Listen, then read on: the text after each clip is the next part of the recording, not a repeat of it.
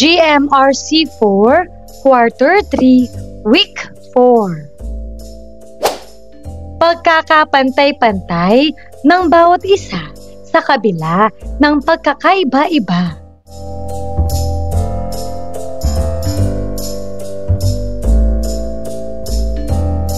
Matatag curriculum, bansang makabata, batang makabansa, with me, Teacher KMT. Magandang araw mga bata! Ngayon ay pag-aaralan natin ang tungkol sa pagkakapantay-pantay ng bawat isa sa kabila ng pagkakaiba-iba.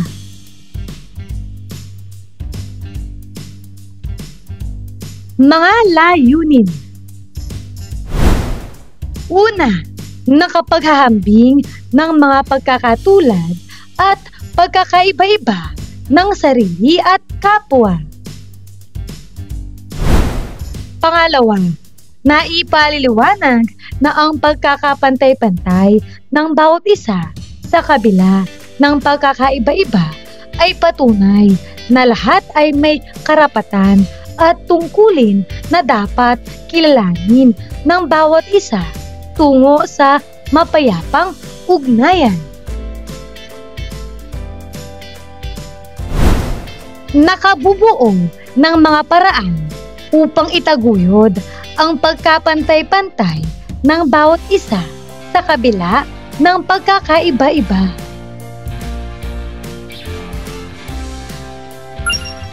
Unang araw. Maikling balik-aral.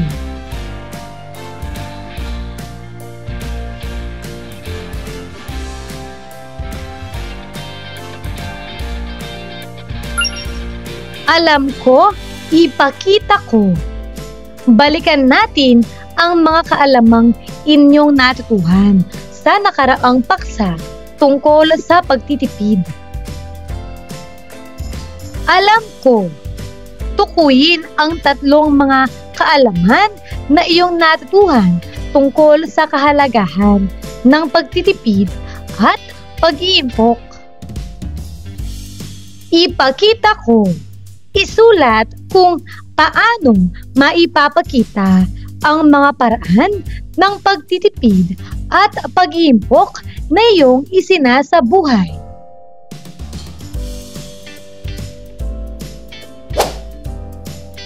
Para sa unang bilang.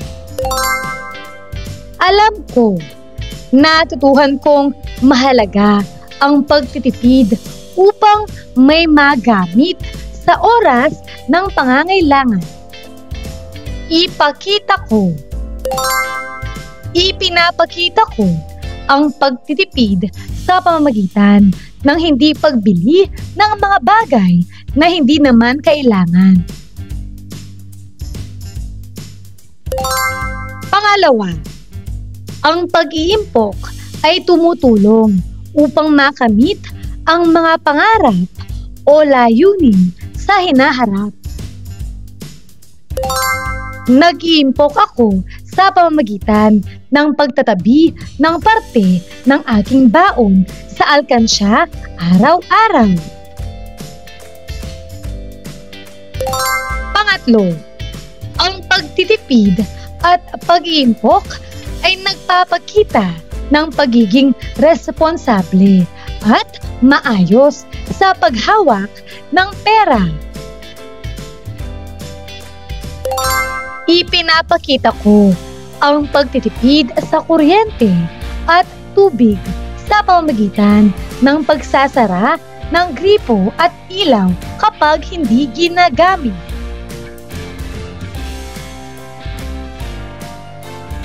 Panghikayat na gawain. Gagabayin ka ng iyong guro para sa gawain ito.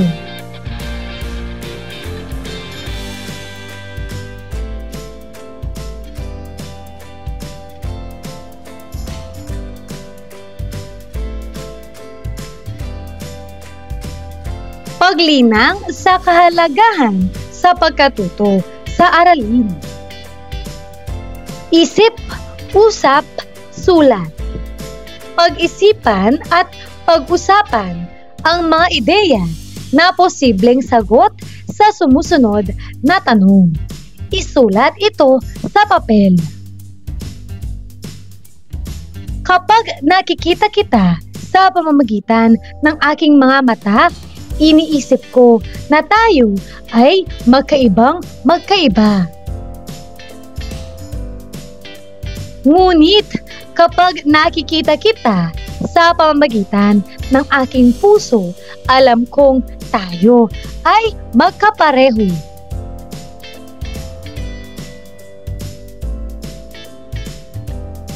Mga tanong. Una, ano sa palagay mo ang sinasabi ng pahayag? Tama.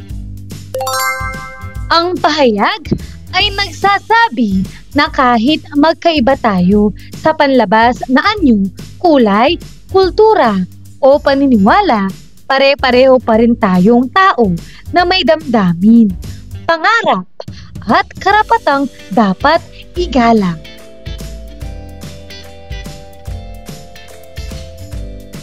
Pangalawa, tignan mo ang iyong mga kaklase. Saan kayo nagkakaiba at saan kayo nagkakapareho? Magaling! Magkapareho kami sa pagiging masipag sa pag-aaral at pagkakaroon ng pangarap sa buhay. Magkaiba kami sa mga ugali, paboritong pagkain at paraan ng pag-aaral.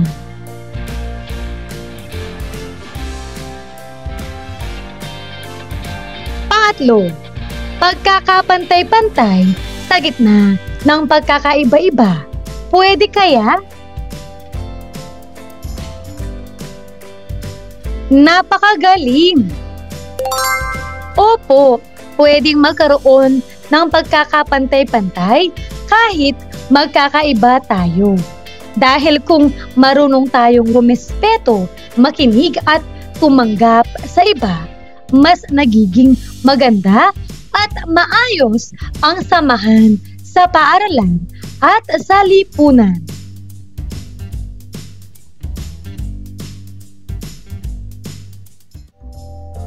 Paghawan ng bokabularyo sa nilalaman ng aralin. Ibigay ang kasing kahulugan at kasalungat ng mga salita na nakapaloob sa unang hanay.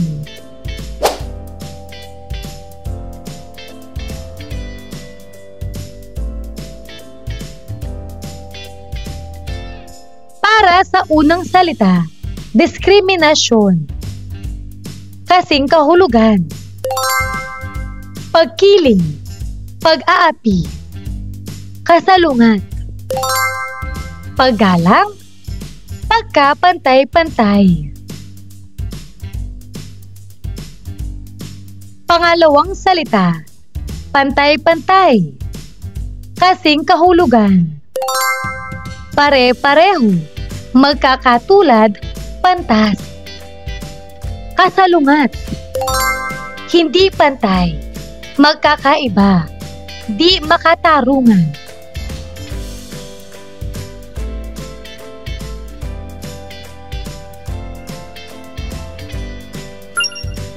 Ikalawang araw. Unang aralin. Kahulugan ng pagkakapantay-pantay at pagkilala sa mga karapatang pantao.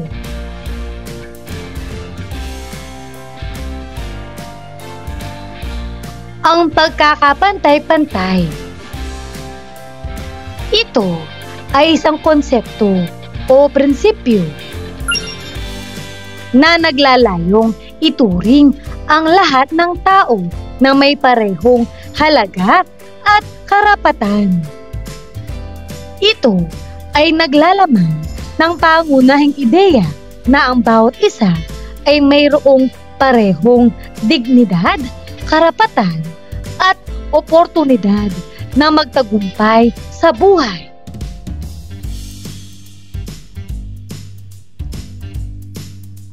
Ano ang kahulugan ng pantay-pantay?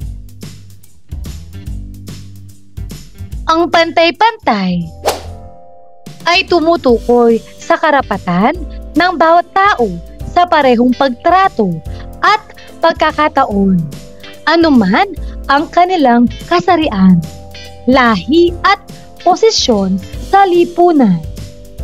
Ang pantay-pantay ay batay sa paniniwala na walang sinuman ang dapat magkaroon ng mas mababang pagkakataon sa buhay dahil sa kanilang pinagmulan, paniniwala, oryentasyong sexual, at maging sila man ay may kapansanan.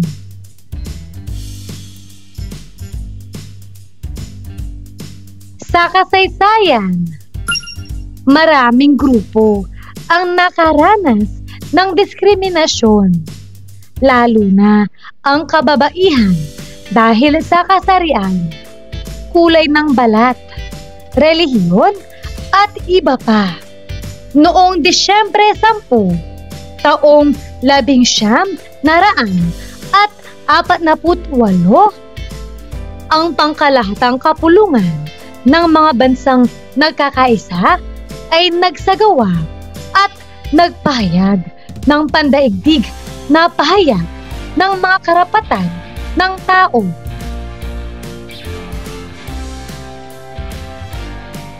Aralin natin mga artikulo ng karapatang pantao batay sa pagkakapantay-pantay. Artikulo 1. Ang lahat ng tao'y isinilang na malaya at pantay-pantay sa karangalan at mga karapatan. Sila'y pinagkalooban ng katuwiran at budhi at dapat magpalagayan ang isa't isa sa diwa ng pagkakapatiran. Artikulo 2. Ang bawat tao'y karapat-dapat sa lahat ng karapatan at kalayaang nakalahad sa pahayag na ito, nang walang anumang uri ng pagtatangi gaya ng lahi, kulay, kasarian, wika, relihiyon, kurong-kurong pampolitika o iba pa, pinagmulang bansa o lipunan, ari-arian, kapanganakan o iba pang katayuan. Bukod dito, walang pagtatanging gagawin batay sa katayuang pampolitika, jurisdiksyonal o pandaigdig na kalagayan ng bansa o teritoryong kinabibilangan ng isang tao, maging ito ay nagsasarili, itinitiwala, di nakapamamahala sa sarili o nasa ilalim ng anumang katakdaan ng soberanya.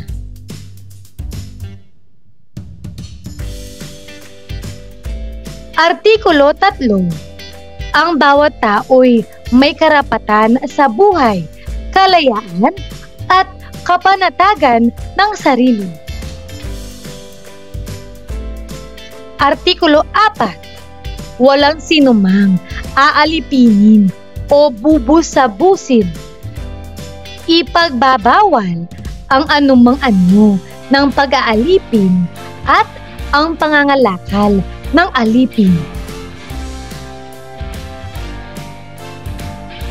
Artikulo 5. Walang sinumang pahihirapan o lalapatan ng malupit, di makatao o nakalalait na pakikitungo sa parusa.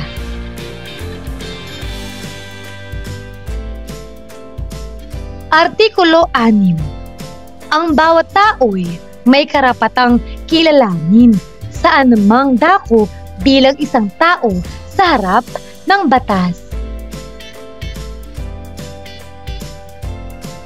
Artikulo 7. Ang lahat ay pantay-pantay sa harap ng batas at may karapatan sa walang pagtatangi ng pangangalaga ng batas. Ang lahat ay may karapatan sa pantay-pantay na pangangalaga laban sa anumang pagtatangi-tanging nalalabag sa pahayag na ito at laban sa anumang pagbubuyo sa gayong pagtatangi-tangi.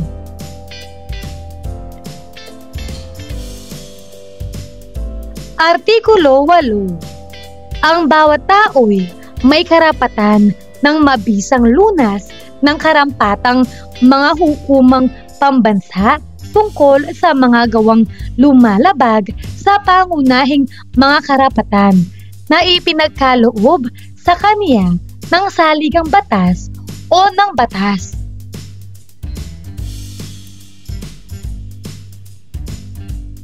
Artikulo 9. Walang sinumang ipailalim sa di makatuwirang pagdakip, pagpigil, o pagpapatapon.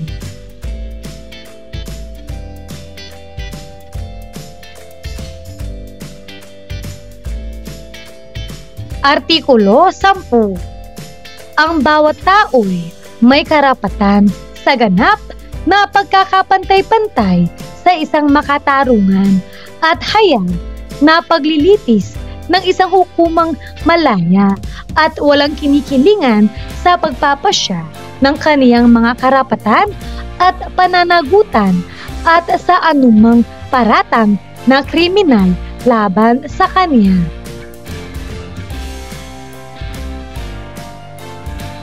Mula sa mga karapatang pantao na nabanggit ay binuo ang iba't ibang batas na magsusulong at uusig sa sinumang lalabag sa mga karapatang pantao.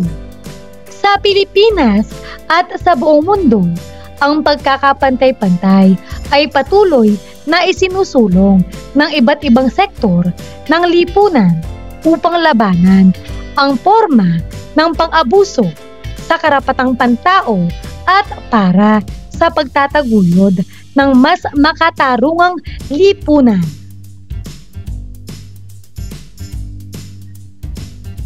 Ang pagkakapantay-pantay ay hindi tungkol sa pagbibigay ng benepisyo para sa ilang tao lamang, kundi sa pagbibigay ng benepisyo para sa lahat.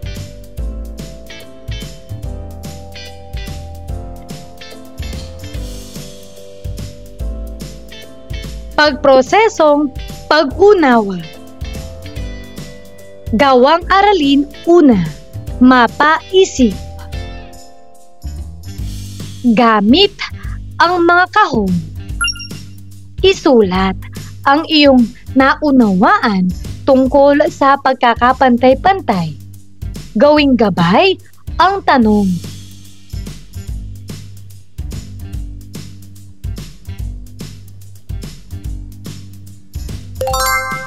Narito ang pwedeng maging mga sagot.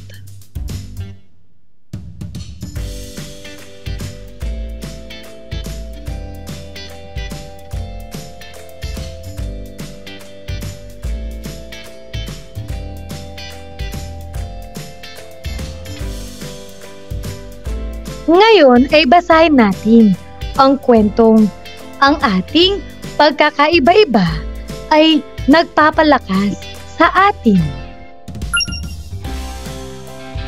Sanaysay ni Elizabeth Cole. Hindi ko gusto ang aking bagong salamin. Ang laki, bilog, at kulay asul nito ay sobra. Ang pagiging iba sa ibang mga bata ay nakakatakot. Ano ang dapat kong gawin? Itatago ko ba ito sa aking backpack o marahil sa aking pencil case? Natatakot ako na lahat ay mang-aasar sa akin kapag nakita nila ito sa aking mukha. Hi Nick, tignan na mo, may bagong ngipin ako. Kumikislap ito sa ilaw. Magpapabuti sa kalusugan ng aking mga ngipin at tutulong sa pagtama ng aking kagat.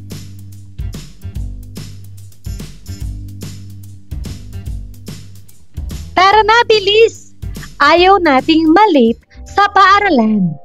At siya nga pala, gusto ko ang iyong salamin. Sa tingin ko, astig ang mga ito. Talaga ba? Baka ang pagiging iba ay hindi masama. Si Sarah may bagong ngipin at hindi siya malungkot. Ang pagkakaiba-iba ay may halaga. Kahit ano pa ang sabihin nila. Sa palagay ko, tayong lahat ay magkakaiba-iba sa isang espesyal na paraan.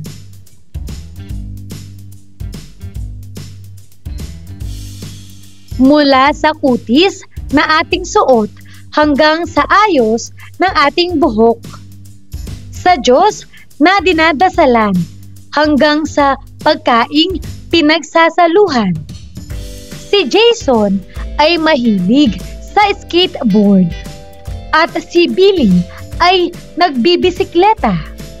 Ang ilan sa mga kaibigan ko ay sumasakay ng bus. At ako, gusto ko naglalakad sa kalsada. Hindi ko gusto ang maglaro ng football kahit na lalaki ako.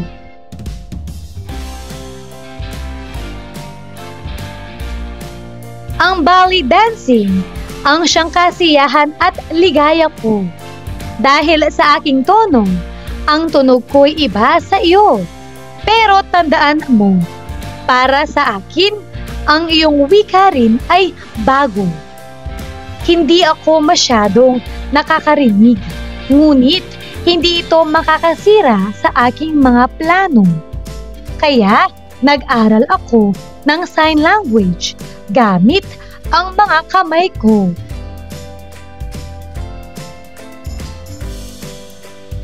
Wow! Magkaiba talaga tayo. Ngunit ito ang nagbibigay sa atin ng kakaibang anyo. Mula sa ating mga ngiti at lakad hanggang sa ating pagsasalita. Si Fatima ay may pulang tuldok at si Milan ay may freckles o pekas sa mukha. Kung walang pagkakaiba-iba, ang mundo'y nakakabagot na parang isang sumpa. Araw-araw, iginagalang ko ang mga taong kakaiba sa akin. At sila'y magiliw din sa akin. Lahat tayo ay may iba't ibang mga hangarin, maging ang mga pangarap din. Si Keira ay nais na protektahan ang kagubatan at si Cholo ay nais na habulin ang mga magnanakaw. At ako, gusto ko maging isang siyentipiko at mag-imbento ng kakaibang bagay. Ang nagkakaiba rin sa atin ay ang ating pakiramdam. Kahit sa parehong sitwasyon ay iba-iba ang ating nararamdaman. Hindi ko gusto ang maghintay sa pila. Ito'y nagpapalungkot sa akin. Ramdam ko ang kaba at pawis sa aking katawan. Ako'y sobrang pasensyoso. Maaari akong manatili dito buong araw. Gusto ko maghintay kasama si Lily na laging may iba't ibang uri ng sombrero.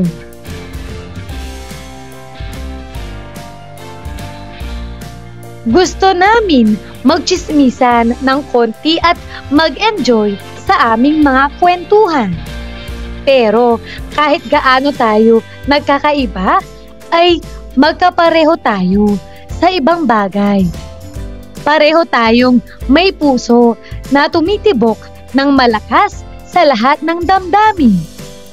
Kapag nagmamahal, tayo ay may mga pakpak.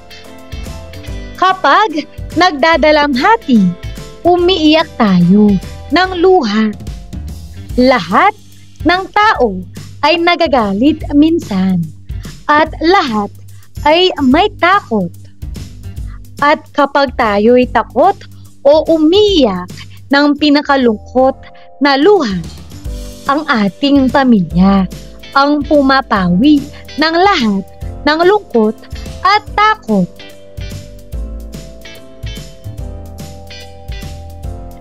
Ang iba ay hahanap ng tahanan sa mainit na yakap ng kanilang ina. Ang iba'y tatawag sa kanilang ama upang labanan ang nakakadiri na mga insekto. Ang iba'y magbabasa ng Quran na may saya sa kanilang mukha. At para sa iba, ang Biblia ay may kapayapaan.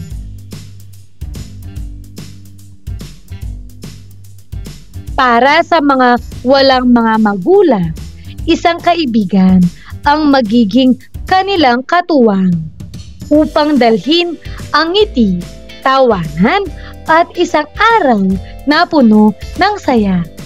Kaya't kahit ang ating balat ay dilaw, kayumanggi, itim o puti, o ang ating personalidad ay mahiyain, maingay, pasaway o magalang, at ang ating buhok ay kayumanggi, dilaw, buhol-buhol o kulot.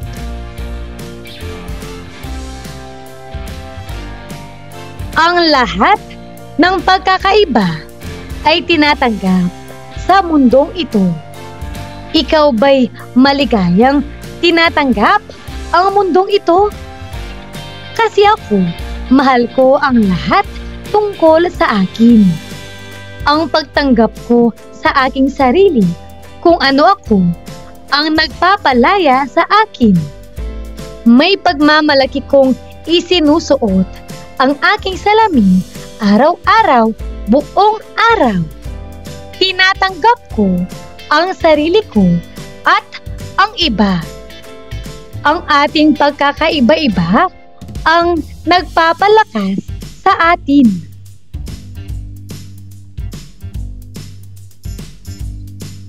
Pinatnubayang pagsasanay. Gawang aralin 2. PPK chart. Pahayag, patunay, katuwiran.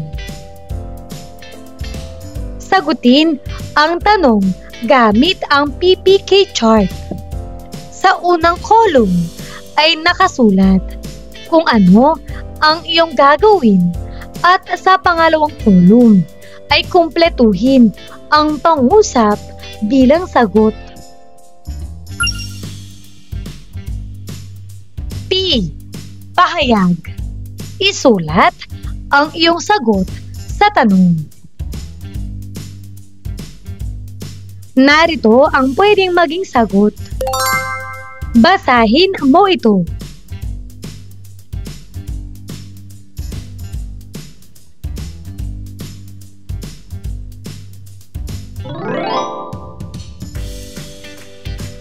P. Patunay. Magbigay ng mga patunay mula sa sanaysay na nagpapatibay ng iyong sagot o pahayag para makumbinsi ang iba na tama ang iyong punto. Narito ang mga pwedeng maging sagot. Basahin mo ito.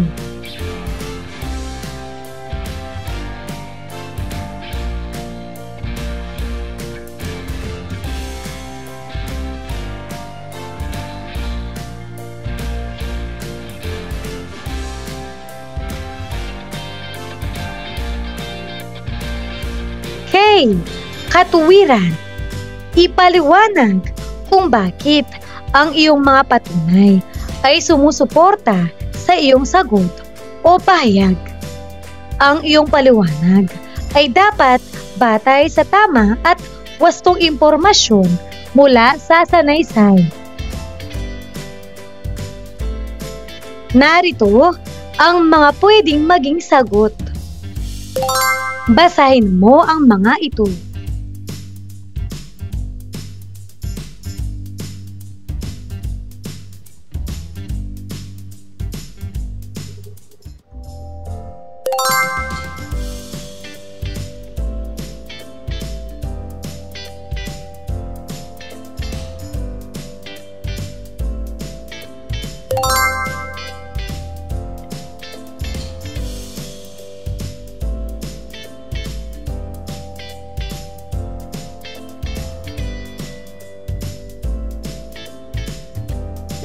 Narito naman ang rubric sa pagmamarka.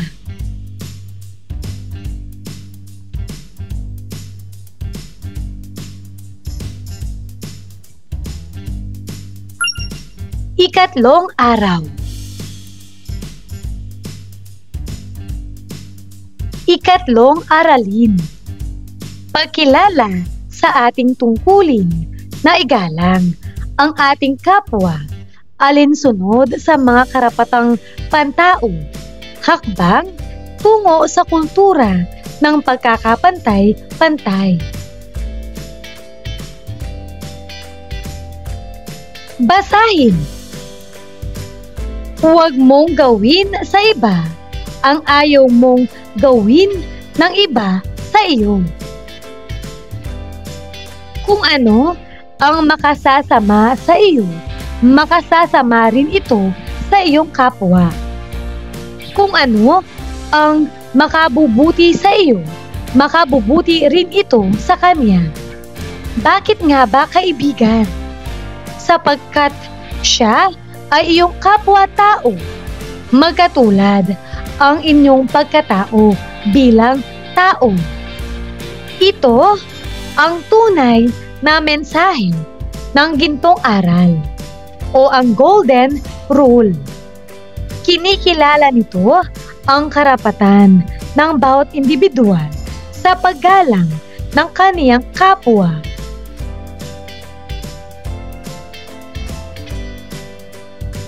Hindi nga ba't ito rin ang utos ng Diyos sa tao? Sinabi niyang, mahalin mo ang iyong kapwa katulad ng pagmamahal mo sa iyong sarili. Ito ay makikita sa Matthew chapter 22 verse 39. Nangangahulugan ito ng pagkilala sa dignidad na taglay sa lahat ng tao. Ano nga ba ang dignidad? Ang dignidad ay galing sa salitang Latin na dignitas, mula sa dignus, ibig sabihin karapat-dapat.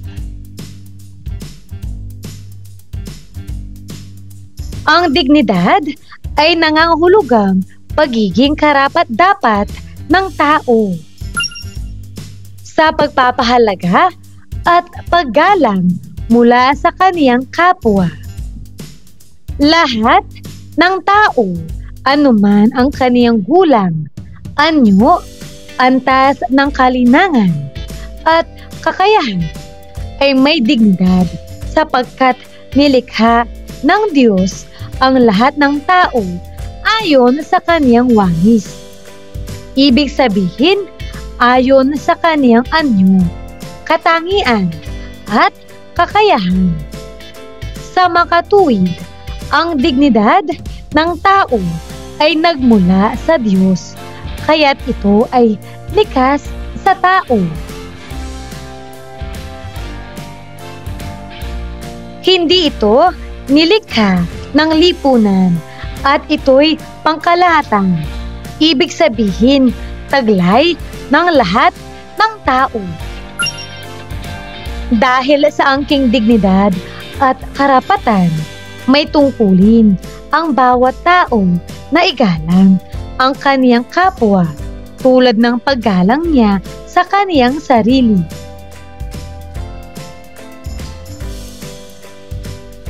Ayon kay Professor Patrick Lee, ang dignidad ng tao ang pinagbabatayan kung bakit tungkulin ng bawat tao ang sumusunod.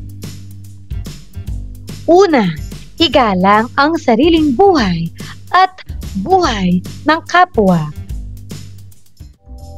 Pangalawa, isaalang-alang ang kapakanan ng kapwa bago kumilos.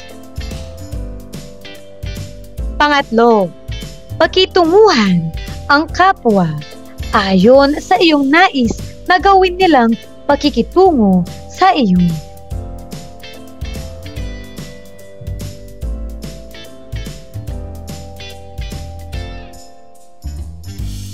Paano ba natin maipakikita ang paggalang o pagrespeto sa ating kapwa?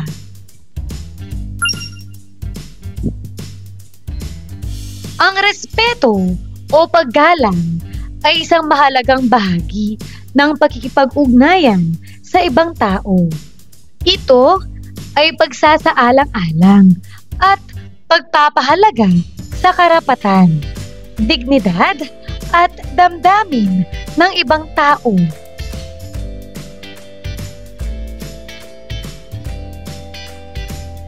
Narito ang ilang mahalagang aspekto ng respeto. Una, pagtanggap. Ang pagbibigay ng respeto ay nagsisimula sa pagtanggap sa iba kahit may mga pagkakaiba o hindi pagkakasundo. Ibinibigay nito ang halaga sa bawat isa bilang isang individual na may sariling pananaw at karanasan.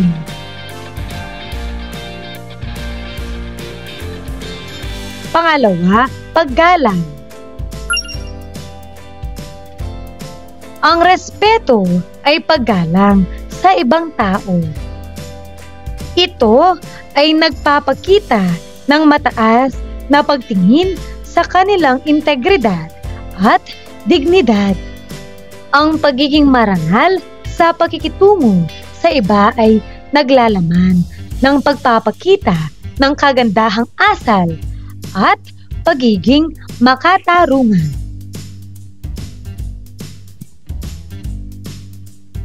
Pangatlo, pag-unawa. Ang respeto ay pag-unawa sa sitwasyon at damdamin ng iba.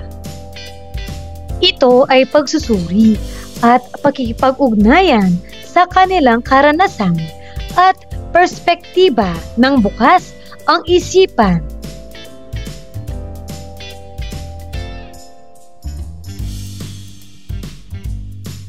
Pang-apat, pagbibigay. Ang respeto ay naglalaman ng pagbibigay ng oras, pansin at suporta sa iba. Ito ay pagpapakita ng pagmamalasakit at pakikipag-kapwa-tao.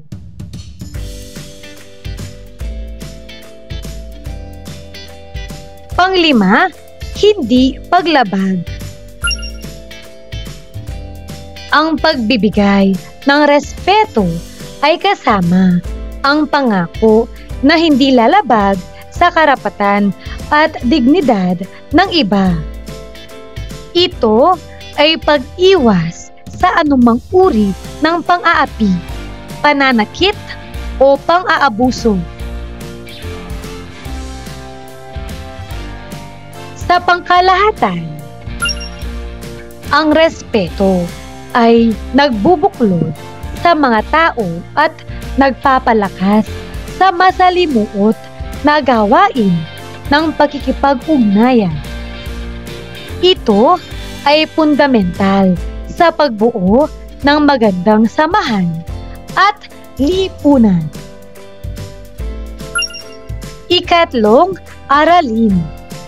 Mga paraan ng pagtataguyod ng pagkakapantay-pantay sa gitna ng pagkakaiba-iba.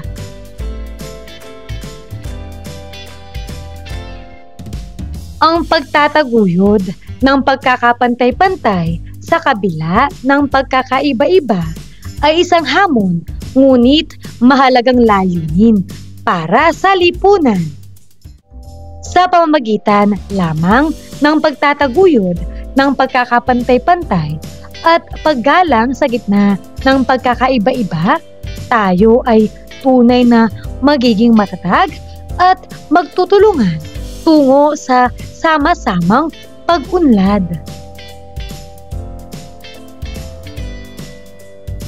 Narito ang ilang paraan kung paano ito maaaring makamit. Una, edukasyon at kamalayan. Basahin mo ito.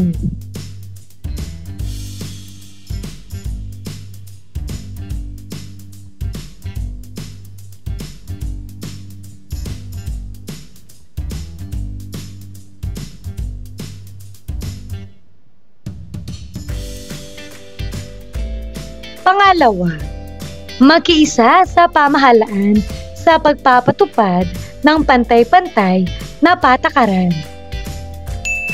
Basahin mo ito.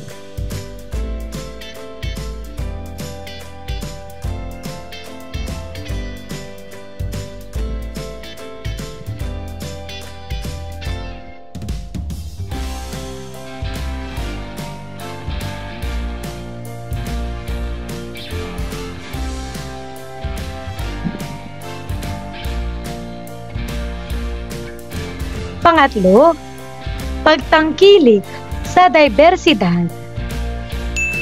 Basahin mo ito.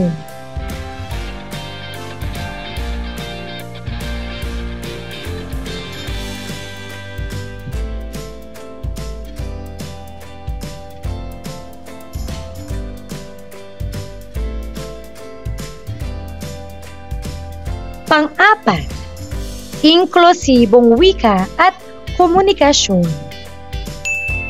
Basahin mo ito.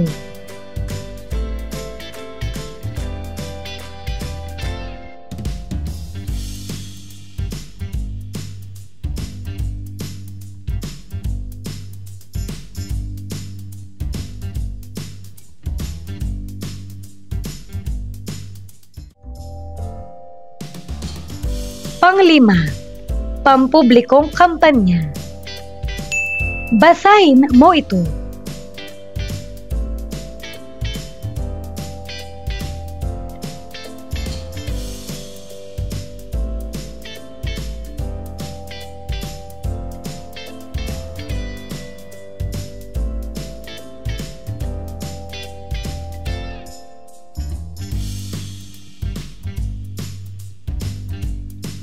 Pang-anim, partisipasyon at pagkikilahok. Basahin mo ito.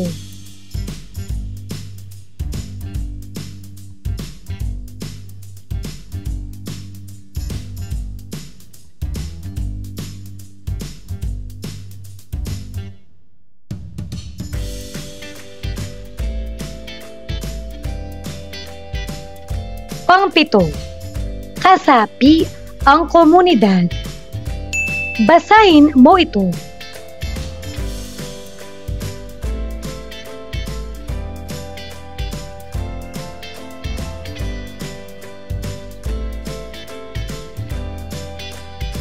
Pang-walo, kultura ng pagrespeto. Basahin mo ito.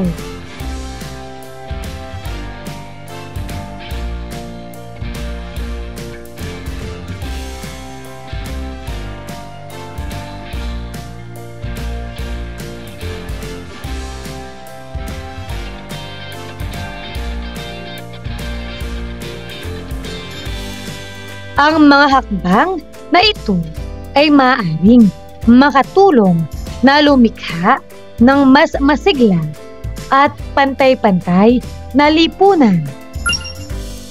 Sa kabila ng pagkakaiba-iba ng mga tao, mahalaga ang aktibong partisipasyon ng bawat isa upang maitaguyod ang pagkakapantay-pantay sa lahat ng aspekto ng buhay.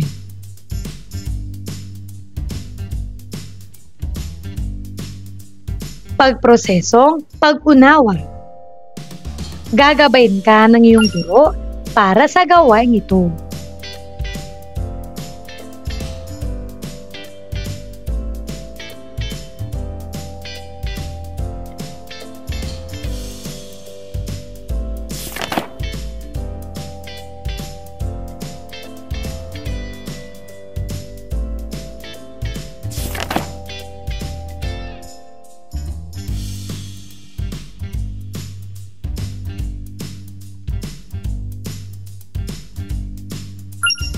Ika-4 na araw. Pinatnubayang pagsasanay. Pabaong pagkatuto. Sagutin ang mahalagang tanong gamit ang larawan na pantulong. Punan lamang ang mga patlang ng angkop na salita sa loob ng kahon. Basahin natin ang tanong. Ano ang nagtutulak sa tao na kilalanin ang kaniyang mga karapatan at gawin ang kaniyang tungkulin na igalang ang kapwa?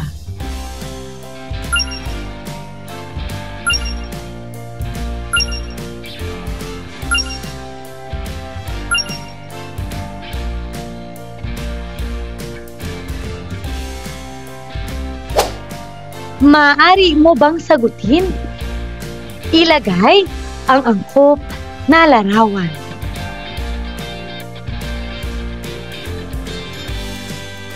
Magaling!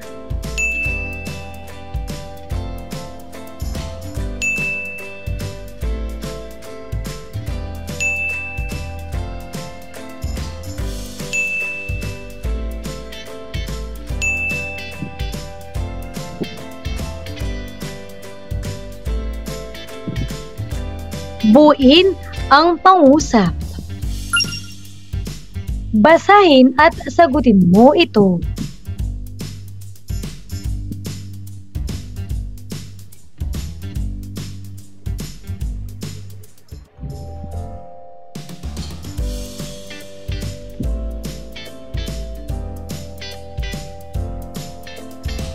Tama! Mauunawaan ng mag-aaral na ang pagtanggap sa pagkakapantay-pantay sa gitna ng pagkakaiba-iba ang nagtutulak sa tao na kilalanin ang karapatan at gawin ang tungkulin na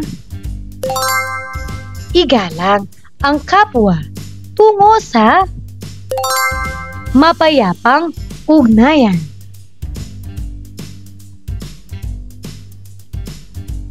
Pagsusulit. Basahin at unawain ng mabuti ang tanong.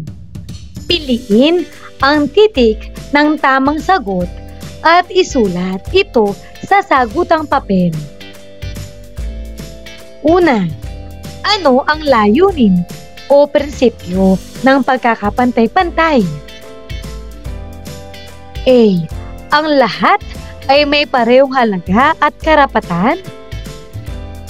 B. Ang iba ay nakakakuha ng nararapat sa kanila. C. Pagbibigay ng espesyal na karapatan sa ilang tao. D. Pagbibigay pabor sa isang partikular na grupo. Ano ang tamang sagot? Ito ay A. Ang lahat ay may parehong halaga at karapatan.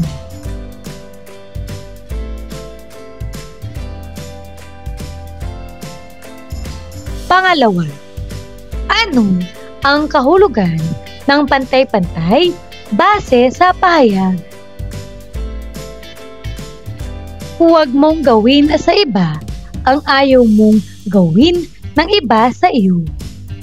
Kung ano ang makasasama sa iyo, makasasama rin ito sa iyong kapwa.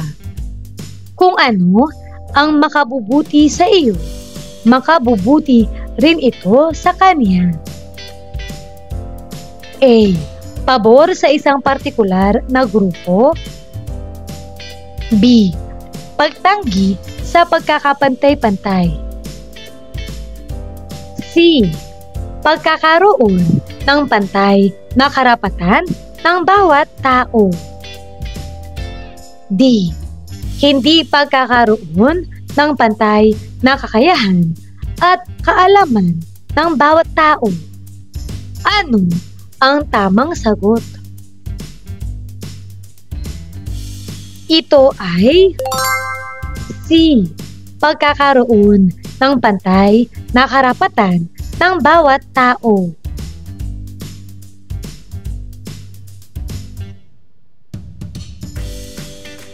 Pangatlo, ano ang itinuturo ng gintong aral o golden rule ayon sa pahayag? Mahalin mo ang iyong kapwa katulad ng pagmamahal mo sa iyong sarili.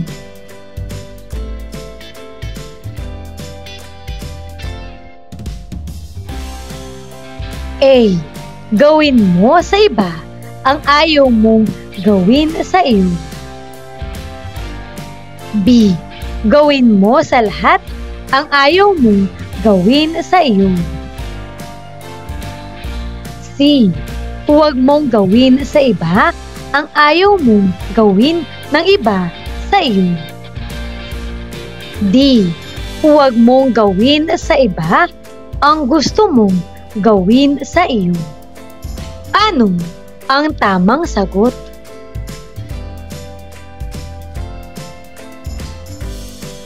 Ito ay C. Huwag mong gawin sa iba ang ayaw mong gawin ng iba sa iyo.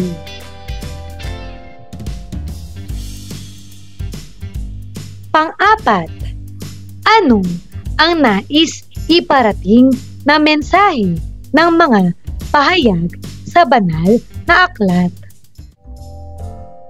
A. Huwag magmahalan. B. Ang kapwa-tao ay hindi mahalaga. C. Mahalin ang sarili ng higit sa lahat. D. Mahalin ang kapwa katulad ng pagmamahal sa sarili. Ano ang tamang sagot? Ito ay D. Mahalin ang kapwa katulad ng pagmamahal sa sarili.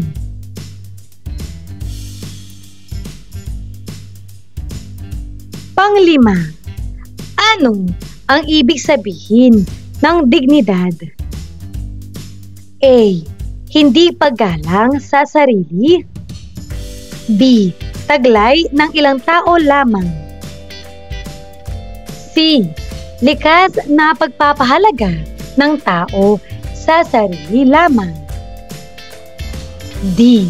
Ang karapat-dapat sa lahat ng tao na bigyan halaga at igalang ng kapwa-tao. Ano ang tamang sagot? Ito ay D. Ang karapat-dapat sa lahat ng tao na bigyan halaga at igalang ng kapwa-tao.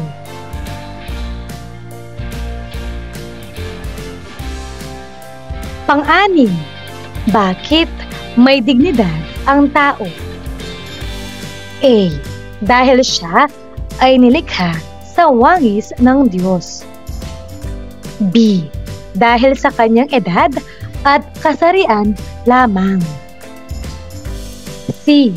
Dahil sa kanyang yaman at antas ng edukasyon. D. Dahil sa kanyang karanasan sa lipunan. Ano ang tamang sagot?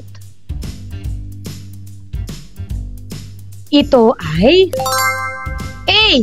Dahil siya ay nilikha sa wangis ng Diyos. Pang-7. Ano ang tungkulin ng bawat tao batay sa dignidad ng tao? A. Hindi pagsunod sa utos ng Diyos. B. Huwag igalang ang sarili at huwag intindihin ang kapwa. C. Igalang ang kapwa tulad ng paggalang sa sarili. D. Hindi mahalaga ang tungkulin ng bawat tao. Ano ang tamang sagot? Ito ay C. Igalang ang kapwa tulad ng paggalang sa sarili. Pang-8. Ayon kay Professor Patrick Lee, ano ang mga tungkulin na dapat gampanan ng bawat tao batay sa dignidad? A. Igalang ang sariling buhay at buhay ng kapwa. B. Isaalang-alang ang kapakanan ng kapwa bago kumilos. C. Pagkitunguhan ang kapwa ayon sa iyong nais na gawin bilang pagkikitungo sa iyo. D. Lahat ng nabanggit. Ano ang tamang sagot?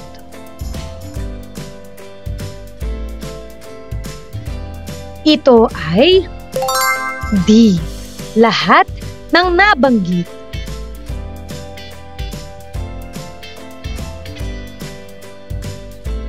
Pang-9.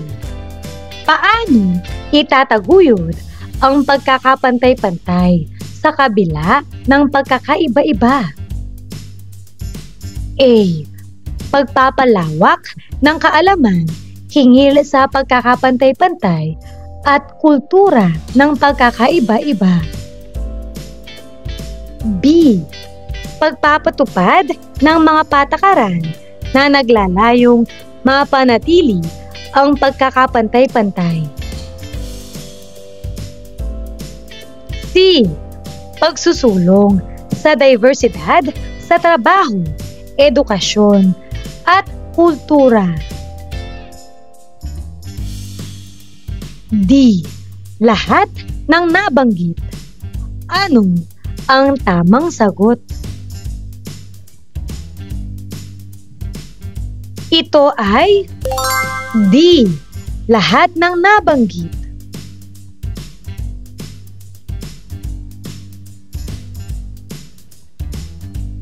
At pang-10, bakit mahalaga ang pagkakapantay-pantay sa gitna ng pagkakaiba-iba?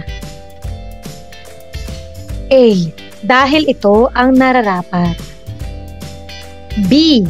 Dahil ito ang magpapalakas sa atin. C. Dahil ito ang nagpapasigla sa mundo. D. Lahat ng nabanggit. Ano ang tamang sagot?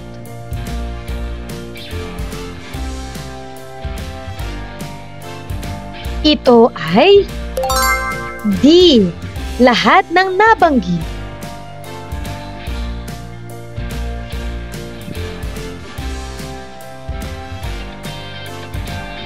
Mahusay mga bata!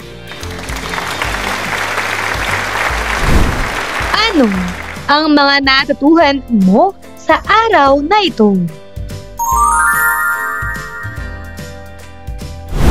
Ngayong araw na ito, natutuhan ko ang tungkol sa mga pagkakatulad at pagkakaiba-iba ng sarili at kapwa. Ang pagkakapantay-pantay ng bawat isa sa kabila ng pagkakaiba-iba ay patunay na lahat ay may karapatan at tungkulin na dapat kilalanin ng bawat isa tungo sa mapayapang ugnayan. At ang mga paraan upang itaguyod ang pagkapantay-pantay ng bawat isa sa kabila ng pagkakaiba-iba.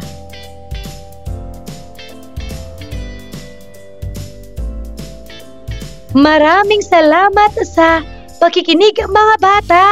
Sana ay may natutuhan kayo. Huwag mong kalimutan, pindutin ang like, share, at subscribe.